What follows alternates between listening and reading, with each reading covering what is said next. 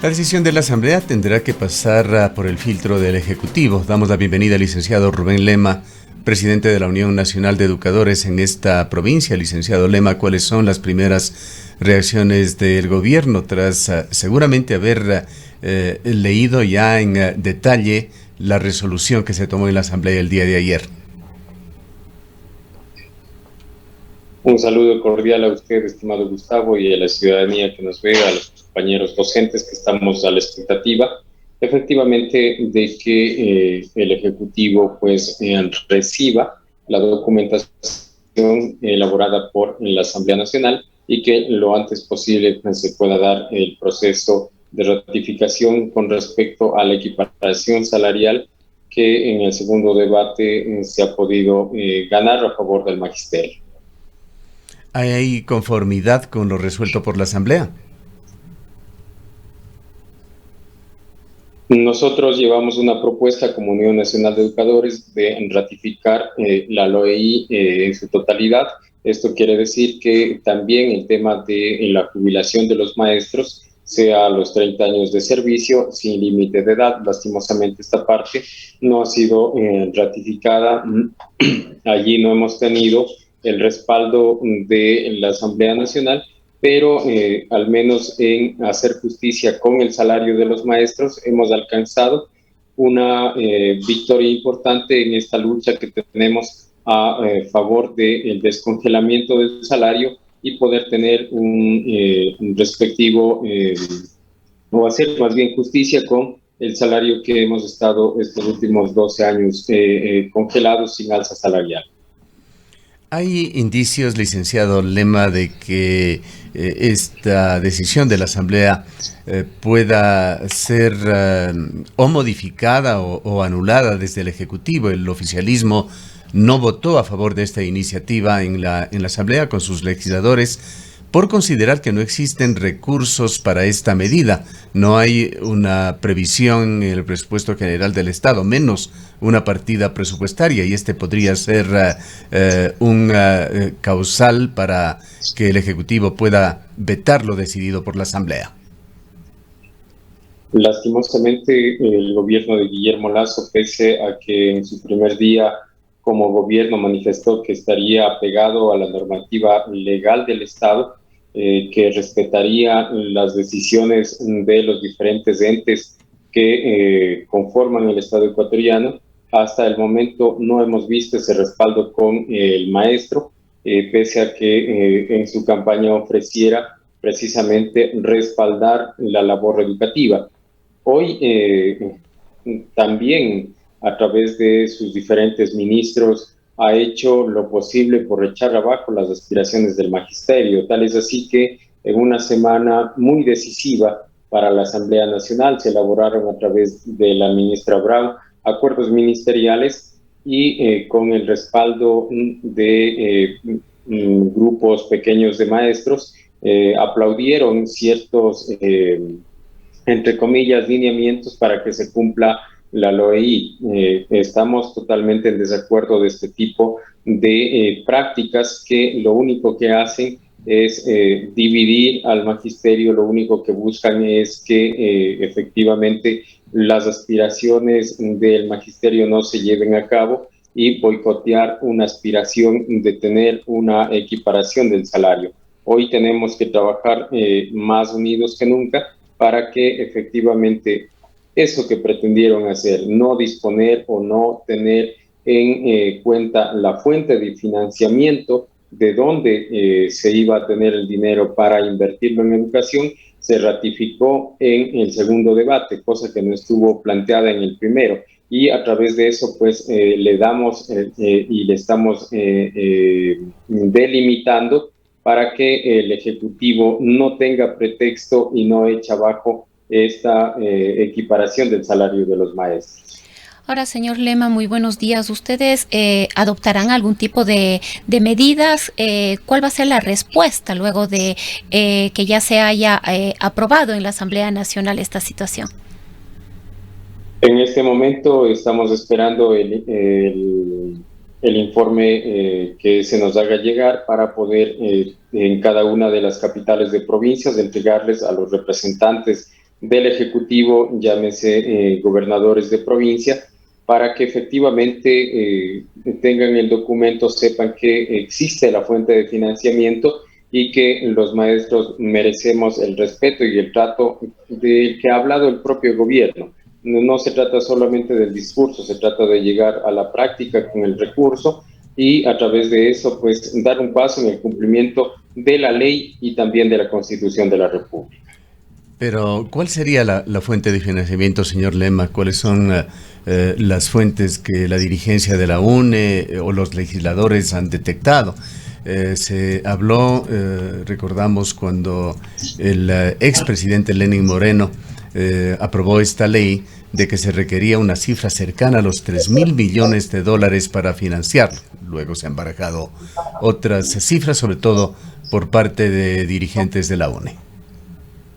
Efectivamente, la cifra de 3.000 millones de dólares quedó descartada porque no es tan así el incremento en el presupuesto.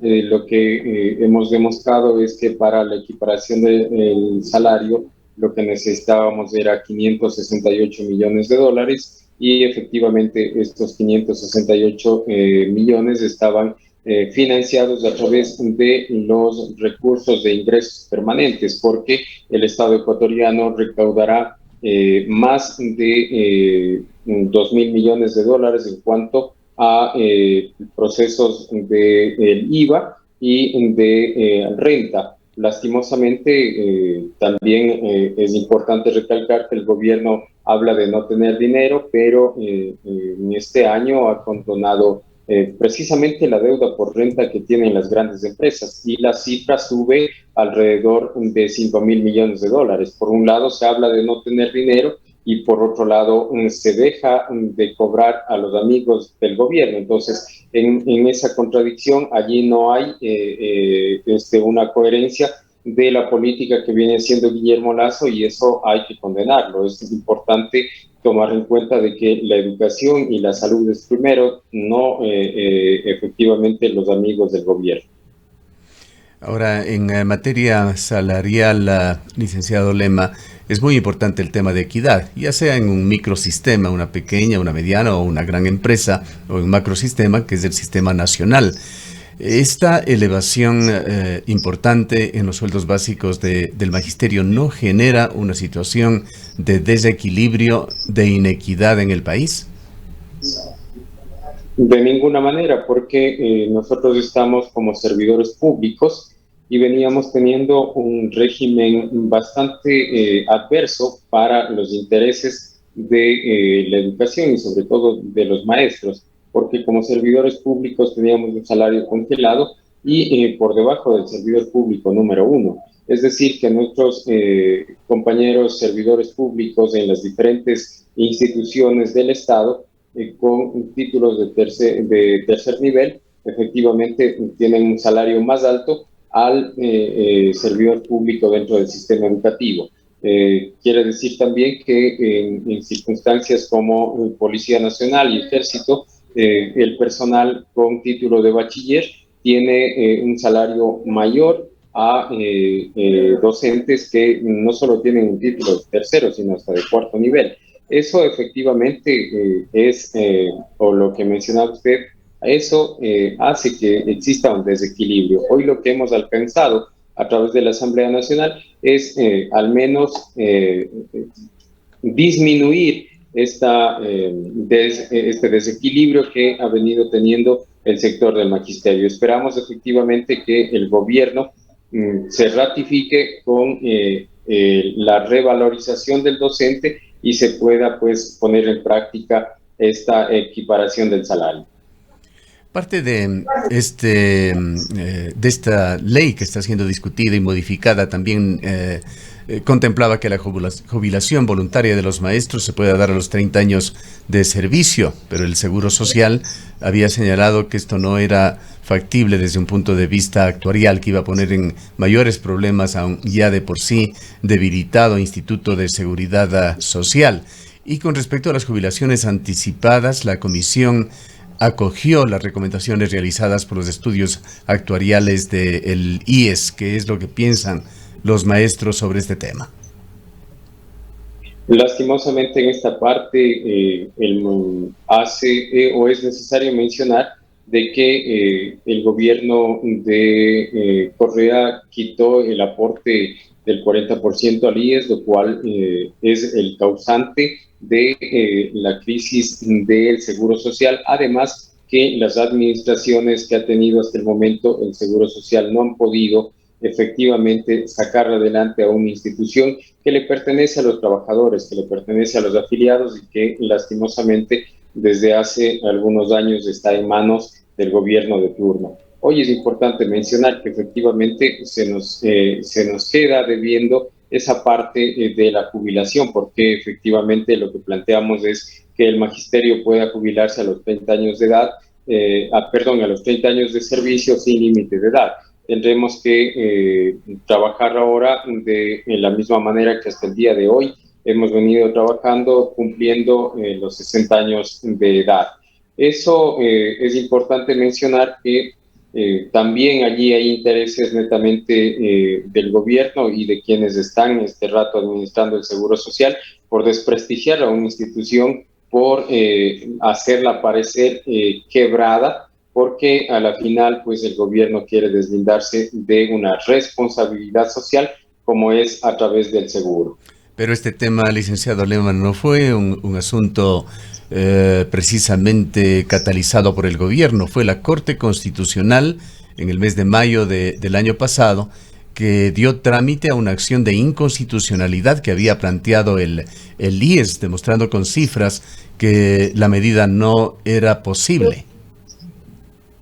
Sí, efectivamente, tiene usted razón cuando es el IES el que presenta este pedido de inconstitucionalidad, pero recordemos que en la dirección del IES, pues los directores están puestos por el gobierno, así que obedecen directamente a quien los nombró para esos puestos. Lastimosamente, como menciono, pues se cumplen ahí órdenes desde arriba y en este caso los maestros somos los que terminamos perdiendo una posibilidad de hacer justicia con el proceso de jubilación como servidores públicos, la posibilidad de jubilarse.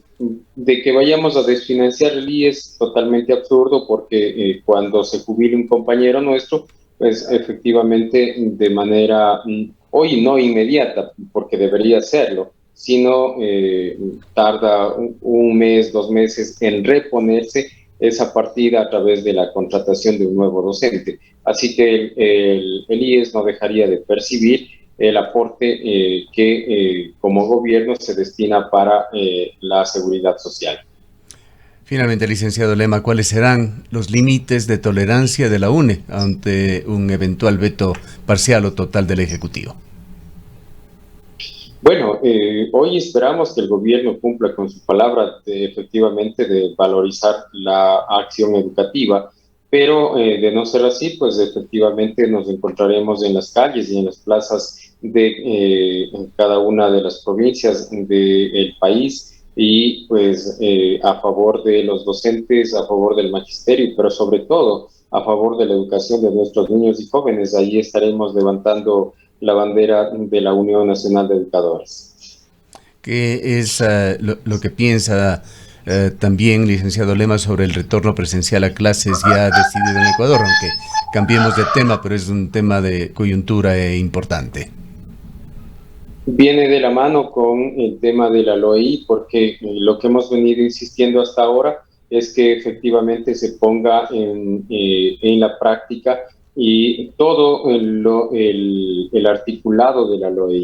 Estaban pendientes de ser saneados estos dos artículos. Ahora está ya en un proceso en donde la Corte Constitucional deberá tomar la decisión, al igual que el Ejecutivo, pero el articulado adicional, es decir, que la ley tiene que aplicarse en todos los ámbitos del sistema educativo. Eso ya le corresponde desde la señora ministra a trabajar mancomunadamente con las direcciones zonales y distritales para que podamos sacar adelante este proceso. Sin embargo, también depende de que se ratifique el recurso necesario a través de ese 6% del PIB. Bien. Le agradecemos mucho por habernos acompañado al licenciado Rubén Lema, presidente de la Unión Nacional de Educadores, Núcleo de la SUAY.